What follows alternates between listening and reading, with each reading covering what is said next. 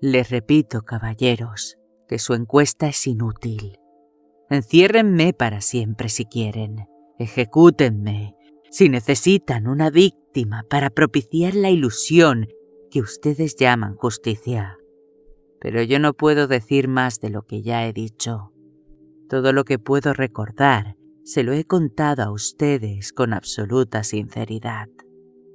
No he ocultado ni desfigurado nada, y si algo continúa siendo vago, se debe únicamente a la oscura nube que ha invadido mi cerebro. A esa nube y a la confusa naturaleza de los horrores que cayeron sobre mí. Vuelvo a decir que ignoro lo que ha sido de Harley Warren, aunque creo, casi espero, que ha encontrado la paz y el olvido definitivos, si es que existen en alguna parte. Es cierto que durante 5 años he sido su amigo más íntimo y que compartí parcialmente sus terribles investigaciones en lo desconocido. No niego, aunque mi memoria no es todo lo precisa que sería de desear, que ese testigo suyo puede habernos visto juntos, como él dice, en el camino de Gainesville, andando hacia Big Cypress Swamp a las 11:30 de aquella horrible noche. Y no tengo inconveniente en añadir que llevábamos linternas eléctricas, azas y un rollo de alambre con diversos instrumentos, ya que esos objetos representaron un papel en la única escena que ha quedado grabada de un modo indeleble en mi trastornada memoria. Pero de lo que siguió y del motivo de que me encontraran solo y aturdido a orillas del pantano a la mañana siguiente, insisto en que solo sé lo que les he contado una y otra vez. Dicen ustedes que no hay nada en el pantano o cerca de él que pudiera construir el marco de aquel espantoso episodio. Repito que no sé nada, aparte de lo que vi. Pudo ser una alucinación o una pesadilla, y espero fervientemente que lo fueran. Pero eso es todo lo que recuerdo de lo ocurrido en aquellas terribles horas, después de que nos alejáramos de la vista de los hombres. Y el motivo de que Harley Warren no haya regresado solo puede explicarlo él o su espectro, o algo desconocido que no puedo describir. Como he dicho antes, las fantásticas investigaciones de Harley Warren no me eran desconocidas, y hasta cierto punto las compartía. De su gran colección de libros raros y extraños sobre temas prohibidos, he leído todos los que están escritos en los idiomas que domino, muy pocos, comparados con los escritos en idiomas que no entiendo. La mayoría, creo, son obras en lengua arábica, y el libro inspirado por el espíritu del mal, el libro que Warren se llevó en su bolsillo al otro mundo, que provocó los acontecimientos, estaba escrito en unos caracteres que nunca había visto. Warren no quiso decirme nunca lo que contenía aquel libro. En cuanto a la naturaleza de nuestras investigaciones, ¿tengo que repetir que no gozo ya de una plena comprensión?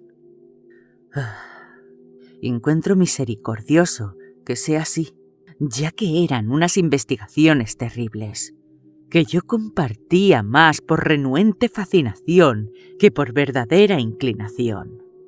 Warren siempre me había dominado, y a veces le temía.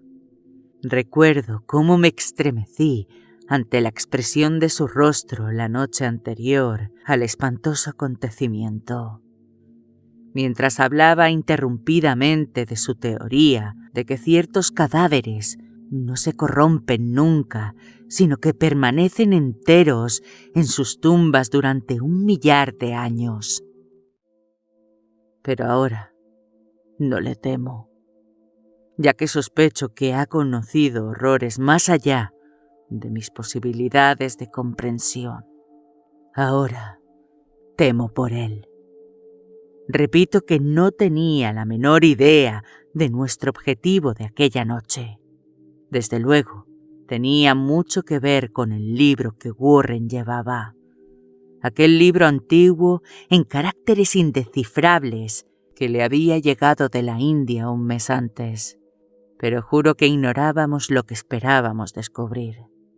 Su testigo dice que nos vio a las 11:30 en el camino de Gainesville, en dirección al pantano de Big Cypress.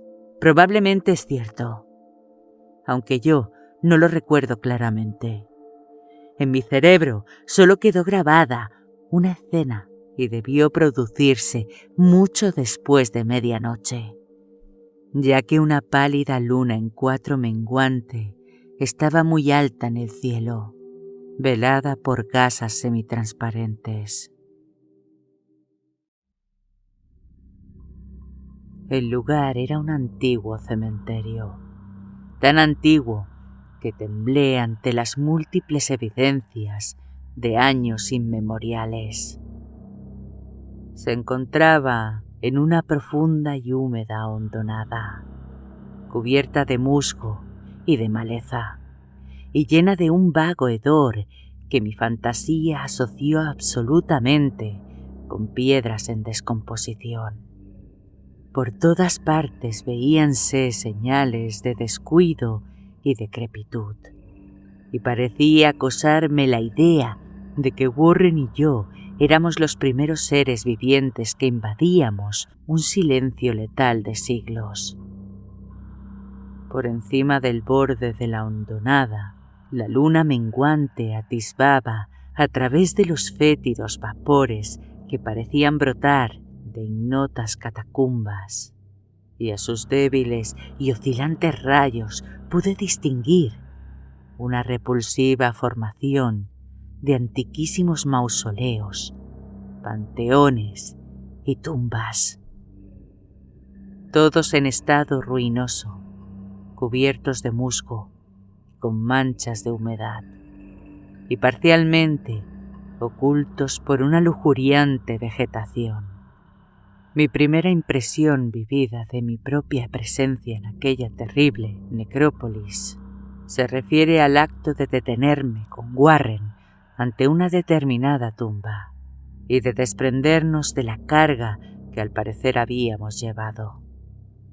Observé entonces que yo había traído una linterna eléctrica y 2 azadas, en tanto que mi compañero había cargado con una linterna similar y una instalación telefónica portátil. No pronunciamos una sola palabra, ya que ambos parecíamos conocer el lugar y la tarea que nos estaba encomendada. Y sin demorar, empuñamos las azadas y empezamos a limpiar de hierba y de maleza la arcaica sepultura. Después de dejar al descubierto toda la superficie, que consistía en 3 inmensas losas de granito, retrocedimos unos pasos para contemplar el fúnebre escenario, y Warren pareció efectuar unos cálculos mentales. Luego se acercó de nuevo al sepulcro y, utilizando su azada como una palanca, trató de levantar la losa más próxima a unas piedras ruinosas que en su día pudieron haber sido un monumento funerario. No lo consiguió y me hizo una señal para que acudiera en su ayuda. Finalmente nuestros esfuerzos combinados aflojaron la losa, la cual levantamos y apartamos a un lado. Quedó al descubierto una negra abertura, por la que brotó un eflujo de gases masmáticos tan nauseabundos que Warren y yo retrocedimos precipitadamente. Sin embargo, al cabo de unos instantes nos acercamos de nuevo a la fosa y encontramos las emanaciones menos insoportables. Nuestras linternas iluminaron un tramo de peldaños de piedra empapados en algún detestable licor de las entrañas de la tierra y bordeados de húmedas paredes con costras de salitre. Entonces, Por primera vez que yo recuerde durante aquella noche, Warren me habló con su meliflua voz de tenor, una voz singularmente inalterada por nuestro pavoroso entorno. Lamento tener que pedirte que te quedes en la superficie, dijo. Pero sería un crimen permitir que alguien, con unos nervios tan frágiles como los tuyos, bajara ahí. No puedes imaginar, ni siquiera por lo que has leído y por lo que yo te he contado, las cosas que tendré que ver y hacer. Es una tarea infernal, Carter, y dudo que cualquier hombre que no tenga una sensibilidad revestida de acero pueda llevarla a cabo y regresar vivo y cuerdo. No quiero ofenderte, y el cielo sabe lo mucho que me alegraría llevarte conmigo, pero la responsabilidad es mía, y no puedo arrastrar a un manojo de nervios como tú a una muerte o una locura probables. Te repito que no puedes imaginar siquiera de qué se trata, pero te prometo mantenerte informado por teléfono de cada uno de mis movimientos. Como puedes ver, he traído alambre suficiente para llegar al centro de la Tierra y regresar. Todavía puedo oír en mi recuerdo aquellas palabras pronunciadas fríamente. Puedo recordar también mis protestas. Parecía desesperadamente ansioso por acompañar a mi amigo a aquellas profundidades sepulcrales. Pero él se mostró inflexible. En un momento determinado, amenazó con abandonar la expedición si no me daba por vencido. Una amenaza eficaz, dado que solo él tenía la clave del asunto. Tras haber obtenido mi asentimiento, dado de muy mala gana, Warren cogió el rollo de alambre y ajustó los instrumentos. Finalmente me entregó uno de los auriculares, estrechó mi mano, se cargó al hombro el rollo de alambre y desapareció en el interior de aquel indescriptible osario. Fui a sentarme sobre una vieja y descolorida lápida, cerca de la negra abertura que se había tragado a mi amigo. Durante un par de minutos pude ver el resplandor de su linterna y oír el crujido del alambre mientras lo desenrollaba detrás de él. Pero el resplandor desapareció bruscamente, como tapado por una revuelta de la escalera, y el sonido se apagó con la misma rapidez. Yo estaba solo, pero unido a las desconocidas profundidades por aquel mágico alambre cuyo verde revestimiento aislante brillaba bajo los pálidos rayos de la luna menguante. Consultaba continuamente mi reloj a la luz de mi linterna y estaba pendiente del auricular con febril ansiedad, pero durante más de un cuarto de hora no oí absolutamente nada. Luego percibí un leve chasquido y llamé a mi amigo con voz tensa. A pesar de mis aprensiones, no estaba preparado para las palabras que me llegaron desde aquella pavorosa bóveda, con un acento de alarma que resultaba mucho más estremecedor por cuanto que procedía del imperturbable Harley Warren. Él, que se había separado de mí con tanta tranquilidad momentos antes, llamaba ahora desde abajo con un tembloroso susurro más impresionante que el más desaforado de los gritos. Dios, si pudieras ver lo que estoy viendo. No pude contestar. Me había quedado sin voz y solo pude esperar. Warren habló de nuevo. Carter, es terrible, monstruoso, increíble. Esta vez la voz no me falló y vertí en el micrófono un chorro de excitadas preguntas. Aterrado, repetía sin cesar. Warren, ¿qué es? ¿Qué es? De nuevo me llegó la voz de mi amigo, ronca de temor, ahora visiblemente teñida de desesperación. Puedo decírtelo, Carter. Es demasiado monstruoso. No me atrevo a decírtelo. Ningún hombre podría saberlo y continuar viviendo. Dios mío,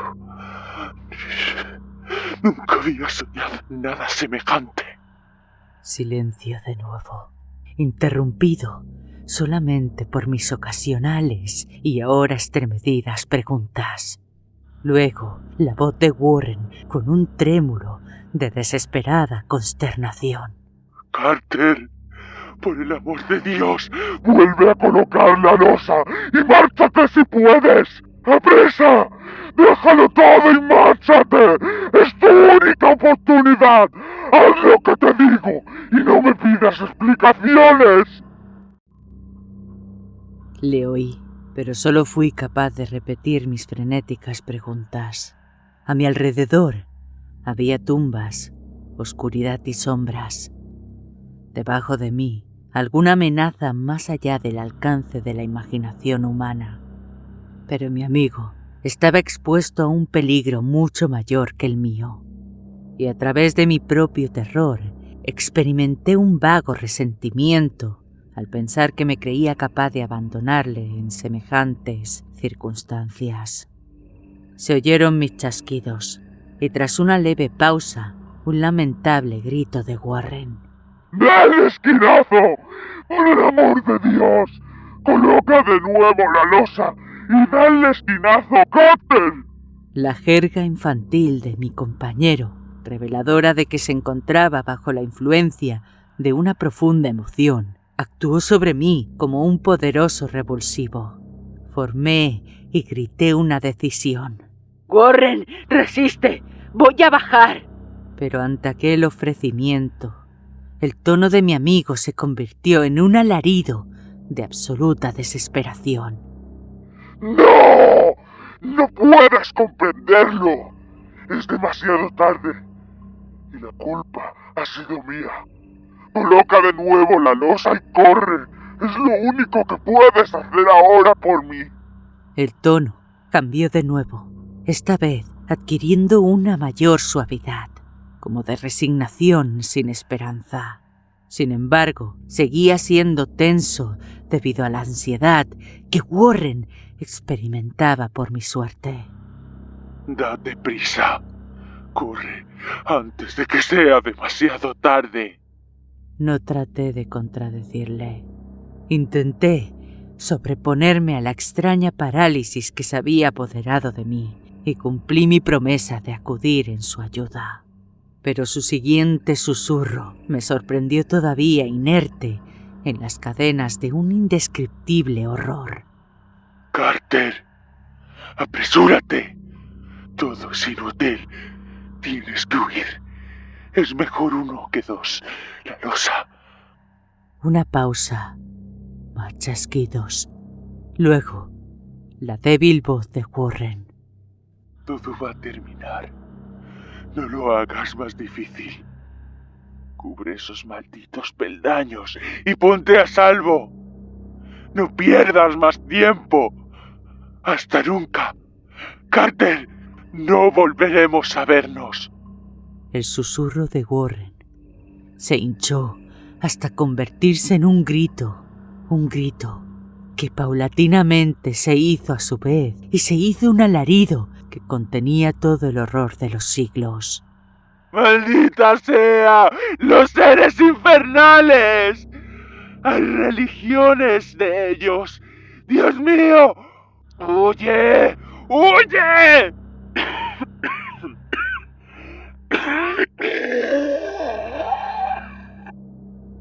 Después, silencio. Ignoro durante cuántos interminables eones permanecí sentado, estupefacto, susurrando, murmurando, llamando, gritándole aquel teléfono. Una y otra vez, a través de aquellos eones, susurré, murmuré, llamé y grité. Warren, Warren, contesta. ¿Estás ahí? Y entonces llegó hasta mí el horror culminante, el horror indecible, impensable, increíble. Ya he dicho que parecieron transcurrir eones después de que Warren lanzó su última desesperada advertencia, y que solo mis propios gritos rompieron el pavoroso silencio. Pero al cabo de unos instantes se oyó un chasquido en el receptor y tensé el oído para escuchar. Grité de nuevo: Warren, ¿estás ahí? Y en respuesta oí lo que envió la oscura nube sobre mi cerebro. No intentaré describir aquella voz, caballeros, puesto que las primeras palabras me arrancaron la conciencia y crearon un vacío mental que se extiende hasta el momento en que desperté en el hospital. ¿Qué podría decir? ¿Que la voz era hueca, profunda, gelatinosa, remota, sobrenatural, inhumana, incorpórea? Aquello fue el final de mi experiencia y es el final de mi historia. Lo oí y no sé nada más. Lo oí mientras permanecía petrificado en aquel cementerio desconocido en la hondanada, entre las lápidas carcomidas y las tumbas en ruinas, la exuberante vegetación y los vapores miasmáticos. La oí surgiendo de las abismáticas profundidades de aquel maldito sepulcro abierto, mientras contemplaba unas sombras amorfas y necrófagas danzando bajo una pálida luna menguante. Y esto fue lo que dijo: Imbécil, Warren está muerto.